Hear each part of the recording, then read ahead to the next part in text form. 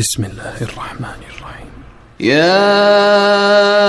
أيها المدثر قم فأنذر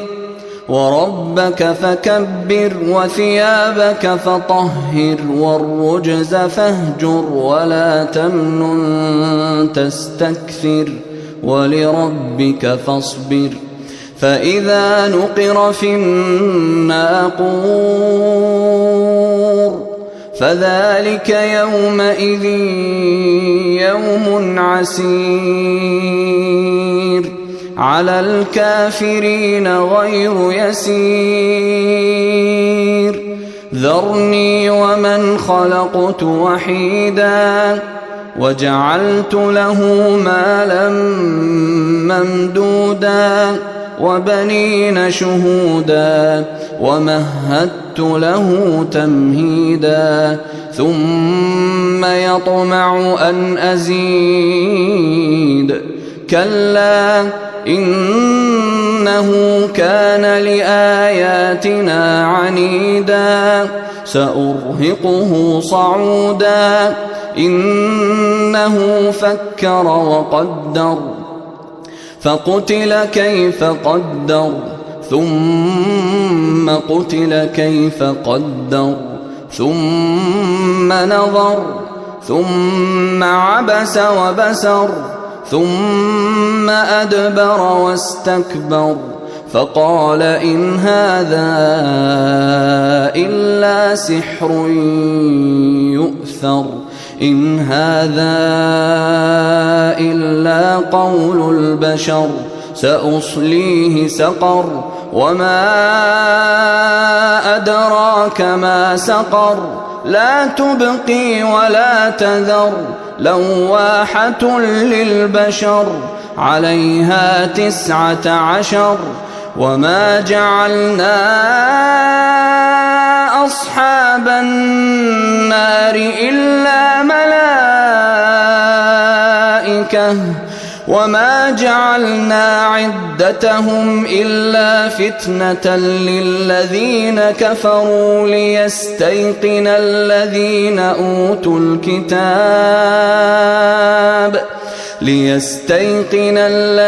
أوتوا الكتاب ويزداد الذين آمنوا إيمانا ولا يرتاب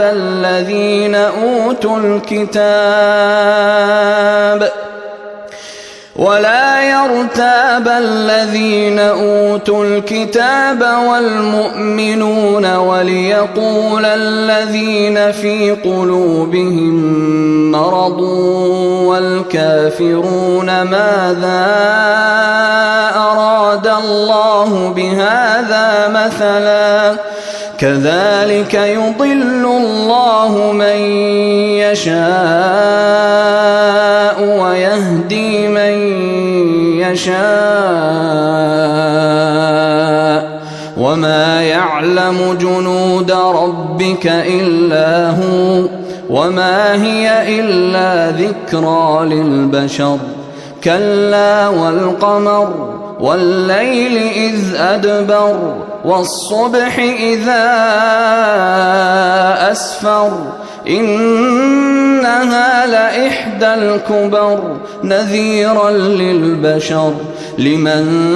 شاء منكم أن يتقدم أو يتأخر كل نفس بما كسبت رهينة إلا أصحاب اليمين في جنات يتساءلون عن المجرمين ما سلككم في سقر قالوا لم نك من المصلين ولم نك نطعم المسكين وكنا نخوض مع الخائضين وكنا نكذب بيوم الدين حتى أتانا اليقين فما تنفعهم شفاعة الشافعين فما لهم عن التذكرة معرضين كأنهم حمر مستنفرة فرت من قسورة بل يريد كل امرئ منهم أن يؤتى صحفا منشرة كلا بل لا يخافون الآخرة كلا إنه تذكرة فمن شاء ذكره وما يذكرون إلا أن يشاء الله هو أهل التقوى وأهل المغفرة